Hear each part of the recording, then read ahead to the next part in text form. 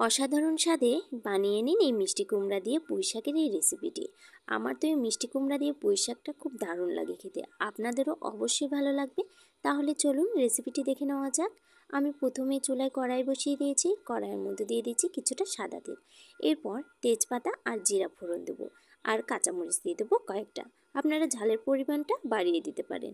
এরপর ফোড়নটা একটু ভেজে নিয়ে এখানে আমি কেটে রাখা মিষ্টি কুমড়া এবং পুঁই শাকগুলো দিয়ে দেবো। পুঁই শাকগুলোকে আমি লম্বা লম্বা করে কেটে নিয়েছিলাম, আর মিষ্টি কুমড়াগুলোকে এইভাবে ফালি ফালি করে কেটে নিয়েছিলাম। মিষ্টি কুমড়া খুব তাড়াতাড়ি কিন্তু সেদ্ধ হয়ে যায়, এই জন্য ছোটো সাইজ কিংবা বড় সাইজ করে দিলেও কোনো সমস্যা নেই। এরপর পরিমাণ মতো একটু হলুদ গুঁড়ো আর পরিমাণ মতো লবণ দিয়ে দেবো। এরপর কিছু সময়ের জন্য খুব ভালোভাবে একটু মিষ্টি কুমড়া আর পুঁই শাকগুলোকে একটু ভেজে নিতে হবে। পুঁই শাক আর মিষ্টি কুমড়াগুলো আমি খুব ভালোভাবে একটু মিশিয়ে নিচ্ছি।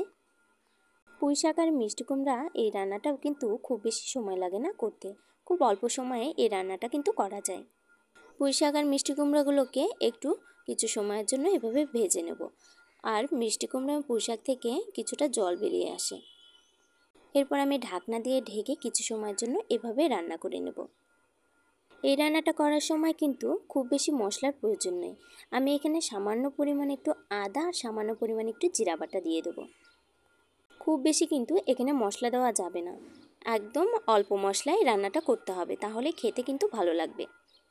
আর দিয়ে দেব সামান্য পরিমাণ একটু মরিচের গুঁড়ো, আপনারা ঝালের পরিমাণটা কমিয়ে বাড়িয়ে দিতে পারেন। এখানে এবার দিয়ে দেব পরিমাণ অনুযায়ী কিছুটা জল, আর জলটা আমি অবশ্যই পরিমাণ অনুযায়ী দিয়ে দেবো, যেন পুঁই শাক আর মিষ্টি কুমড়াগুলো সেদ্ধ হয় এমন পরিমাণে জলটা দিতে হবে। খুব বেশি জল দিলে খেতে কিন্তু ভালো লাগবে না, এজন্য পরিমাণ অনুযায়ী কিছুটা জল দিতে হবে। এরপর খুব ভালোভাবে নেড়েচেড়ে মিশিয়ে ঢাকনা দিয়ে ঢেকে কিছু সময়ের জন্য এইভাবেই রান্না করে নেব। এরপর ঢাকনাটা উঠিয়ে আবারও নেড়েচেড়ে নেব কিছু সময়ের জন্য। এভাবেই বারবার ঢাকনা উল্টিয়ে পাল্টিয়ে রান্না করে নিতে হবে। পুঁইয়ের ডাঁটা আর মিষ্টি কুমড়াগুলো যখন ভালোভাবে সেদ্ধ হয়ে যাবে, তখন এখানে দিয়ে দেবো স্বাদ অনুযায়ী কিছুটা চিনি। আর এই গ্রেভিটা ঘন হবার জন্য এখানে দিয়ে দিচ্ছি চালের গুঁড়োর মিশ্রণটি। চালের গুঁড়োটা আমি জল দিয়ে ভালোভাবে গুলিয়ে নিয়েছিলাম, এরপর দিয়ে কিছু সময়ের জন্য একটু নেড়েচেড়ে নেব। দেখুন এখন কি সুন্দর ঘন হয়েছে। আমি মাঝে মধ্যেই বাসায় কিন্তু এই রান্নাটা করে থাকি, নিরামিষ দিনে এই রান্নাটা কিন্তু খুবই ভালো লাগে খেতে। তৈরি হয়ে গেল মজাদার পুঁই শাক দিয়ে মিষ্টি কুমড়া রান্না। আপনারাও খুব সহজেই বাসায় তৈরি করে ফেলুন।